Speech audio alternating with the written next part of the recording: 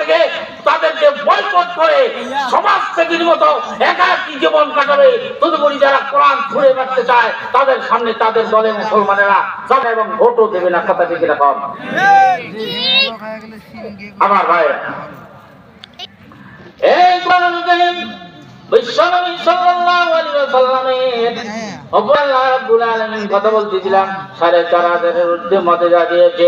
আবু জেহেল রাস্তা দিয়ে যায়, আবার নবীও যায়।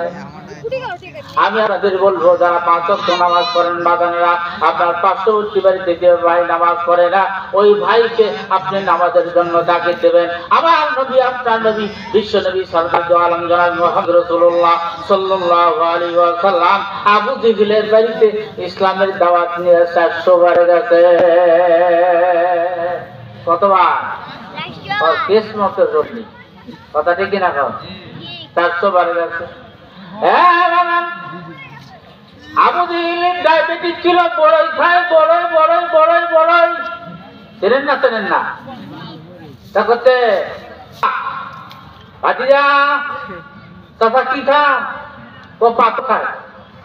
আবু জেহেল করতে বড়ই খাতে, মানে ইনসাল্ট করতেছে। করতে কি খান? পাথর খায়। পরে মুখের মধ্যে ঢুকে দিয়ে যখন জামা মারতে ক্যারেক্ট করে উঠছে, দেখে দুটো পাথর। পায় না আব্দুল্লাহ বেটা মোহাম্মদ তুই আমার মুখের মধ্যে বন্ধু জাতি করলু রে, কি জ্বালালি রে। নবী আমার রাস্তা দিয়ে যায়, আবু জেহেল দাঁড়ায় আছে। দুই একটা মজাদার কথা আপনাদের সামনে বলতে যে আবু জেহেল রাস্তার মধ্যে দাঁড়ায় আছে। এবার আবু জেহেল রাজ্যা কয় বাকিদারে এই যে সাদা রঙের পাথরটা দেখা যায়, এই পাথরের উপর থেকে পাথরের ভিতর থেকে তুমি যদি ৭ রঙের গাছ বার করতে পারো, ৭ রঙের যদি এই গাছের মধ্যে হয়, ৭ রঙের বাকি যদি বসে তুমি নবী হওয়ার সাক্ষী দেয়, তাহলে অবশ্যই আমি আবু জেহেল তোমার পরে ঈমান আনব। নবী মা ইয়ানতিকু আনিল হাওয়া ইন হুয়া ইল্লা ওয়াহয়ুন ইউহা, নবীরা তো ওহী ছাড়া কোনো কথা বলে না। আল্লাহ রাব্বুল আলামিন জিবরাইলকে পাঠায় দিলেন, জিবরাইল আসেন, ওই নাজিল হয়ে গেল। আমার নবী হাতের লাঠিখানা দিয়া এরকম হওয়া বললেন, আর সঙ্গে সঙ্গে হয়ে গেল।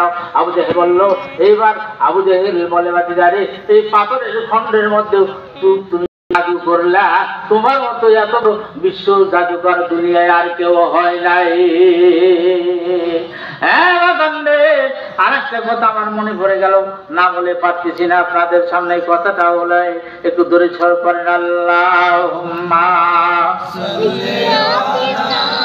সাইয়্যিদানা মাওলানা শাফিয়ানা মুহাম্মাদ, আল্লাহুম্মা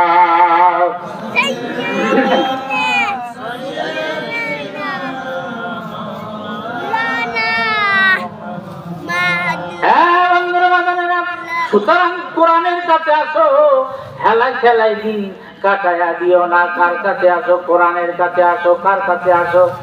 কার কাছে? কোরআনের কাছে।